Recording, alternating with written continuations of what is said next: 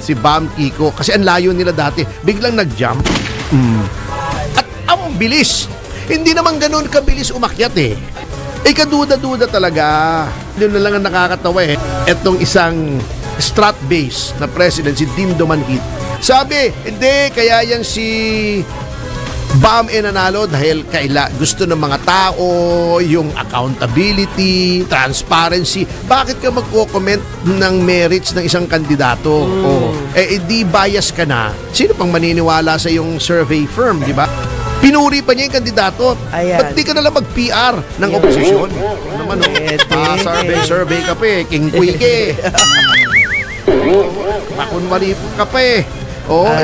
Aminin mo na kasi na pro-opposition ka. Yun lang. Yun na lang.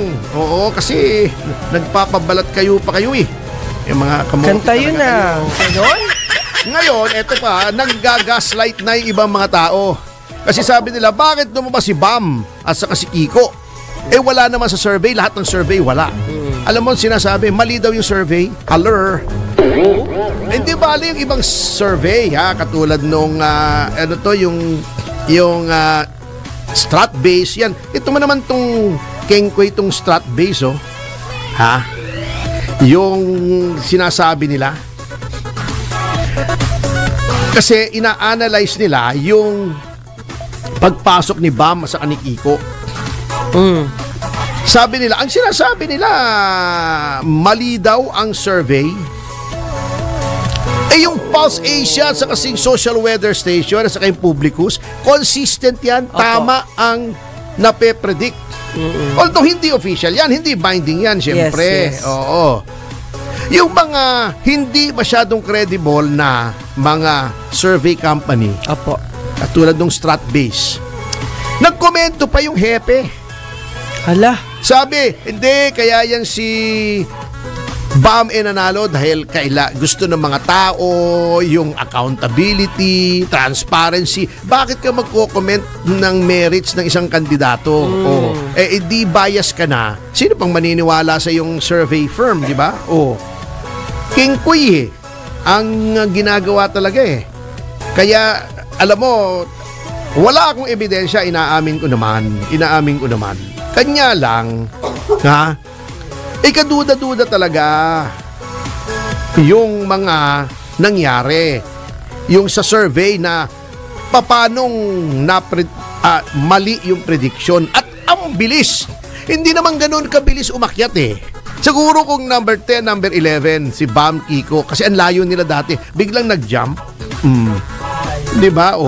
Eto lang, doon na lang ang nakakatawa eh. Nagko-comment pa yung ibang mga... Alam mo, sasabihin mo na lang siguro, baka bumulusok yung kanilang popularidad. Etong si... etong isang strat base na president, si Dindo Manhit, meron pa siyang... Pinuri pa niya yung kandidato. Nawawala yung impartiality ng kanyang company, yung strat base. Sinabi pa, their impressive return to the political stage defied early pre-election surveys. And their resurgence carries a powerful message from the Filipino people, a renewed demand for accountability, human rights, and reform-oriented leadership. Paano mo nasabi yun? Naghaka-haka na to si Manhit eh, ano? Kengkoy? Baka A1 yan. A1, ewan ko sa kanya. Wala namang hindi ng message. Napaka-complex yung message para malaman mo ng survey lang na nanalo. Ang klarong message ay yung pagkapanalo. Very strong showing ng mga kandidato na either identified kay Pangulong Duterte at pagkatalo ng mga taong umapi kay Pangulong Duterte katulad ni Benny Abante. Di ba? Natalo. Di ba? Tawag daw dyan eh. Yung riders, yung one rider. Ang laki ng nabawas ng boto. Kawawa yun, sayang. Yung Gabriela, ang laki ng nabawas na boto. Ewan ko kung papasok.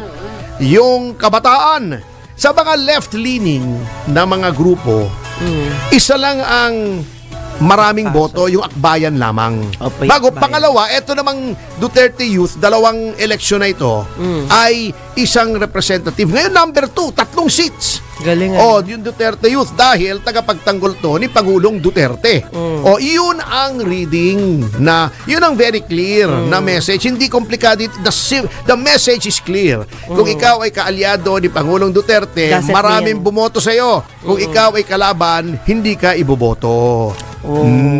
Yan. O, yun ang clear. Etong mga ganitong napaka-complex. Ito, meron pa. Kala mo, press release itong si Manhit eh. Kala mo siya yung PR nitong sina Aquino at Pangilinan, no? Sabi pa, former Senator Aquino and Pangilinan, long recognized for their unwavering advocacy for transparency, good governance, and social justice, offered clear and resonant platforms that address the pressing needs of the electorate.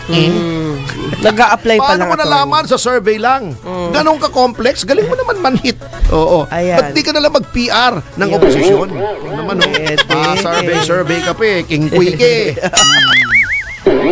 Makunwari ka pa eh. Oo, aminin mo na kasi na pro-opposition ka. Yun lang. Yun na lang.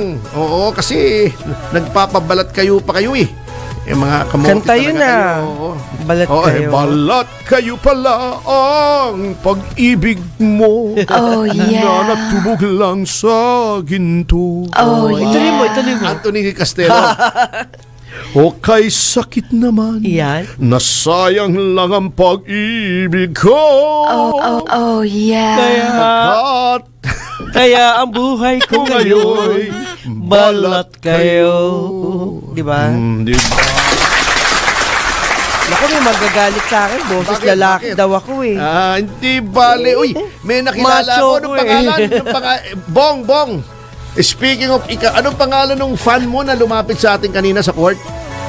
Si Mels ba? Mels Belen.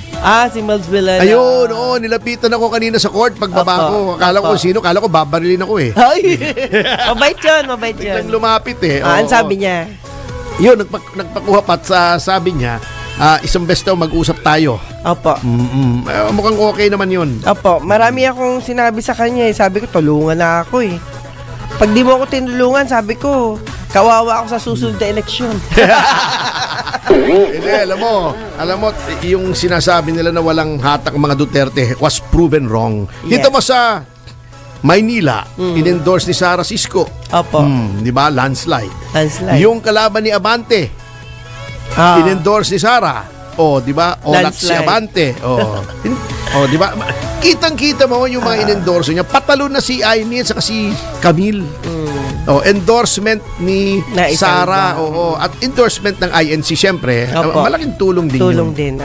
Pero, kita mo naman si Bong, kahit in-endorse, di ba? Natalo rin. Sayang. Artista daw Ibig kasi. sabihin, wala na talagang gusto sa kanya sapagkat ayaw kasi ng mga tao yung kung saan ang ihip ng hangin ay doon ka. Opo. Di ba dating Pangulo yan ng lakas? Opo.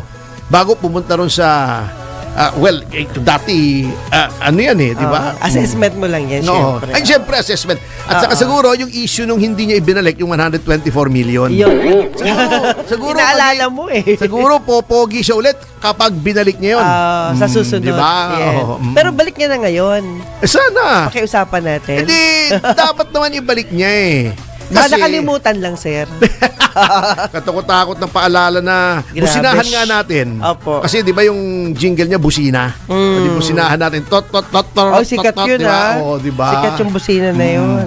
Kaya ang nanalo, ang binoto hindi si Pero, Revilla attorney, eh. what Ang binoto si Busina. Kaya natalo.